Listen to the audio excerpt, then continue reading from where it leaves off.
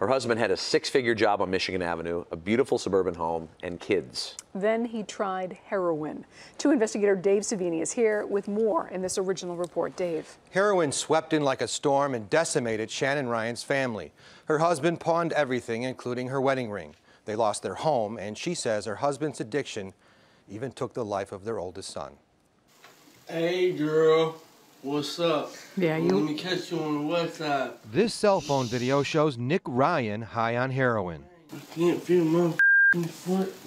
The 20-year-old got hooked on the drug by his father, Tim Ryan, also seen on video, doped up and sitting motionless on a couch in what once was their Oswego family home.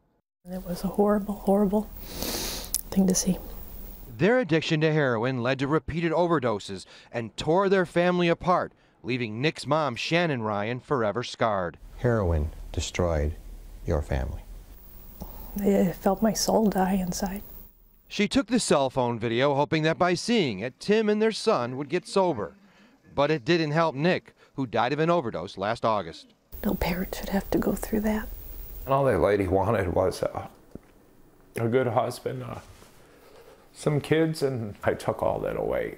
And then I set the path for my son. And it's if they've done a substantial amount of opiates. Tim Ryan did eventually get clean and devotes his life to running support groups to help other addicts like Adam Silvers. And you were how old? 17. Adam was Nick Ryan's best friend and got hooked on heroin after making drug runs with the father and son. So the first time you tried heroin, it was with Tim?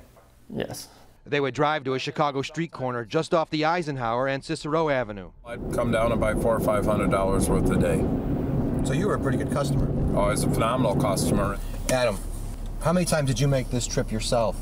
It was almost every day for months. Adam Silvers is sober and in recovery and works with Tim Ryan. They know they can't bring Nick back, so the two are on a mission to save the lives of others by telling their story. This is the alley where you would come and buy the heroin. Yep. Empty heroin bags and used syringes are scattered across the alley, evidence that the demand is as high as ever. What is it like to be back here? It sickens me to see where I'm at, to see what we caused here. Just brings back hellish memories. I'm not going to lie to you. I wished it was Tim there instead of Nick. She divorced him 2 years ago, but supports him and his effort to save other kids. I hope it helps somebody.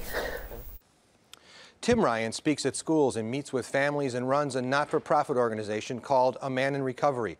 They focus on saving lives and helping people find treatment centers. Go to cbschicago.com. We have a link to that group. It's unbelievable to see a father with his son doing heroin. Were there any other children in the house? They had other kids. Those kids are supporting the family in the efforts to get people off this drug. They wanted to show the true reality of what happens. Kids out of the house, older? They're older. They're older kids. And you're back tomorrow night, too. Tomorrow night we're going to show you about a life-saving drug and whether or not every first responder should have it on them that can save a person from an overdose. Death. 2 nights in a row with Dave Savini. Thank you, Thanks, man. Dave.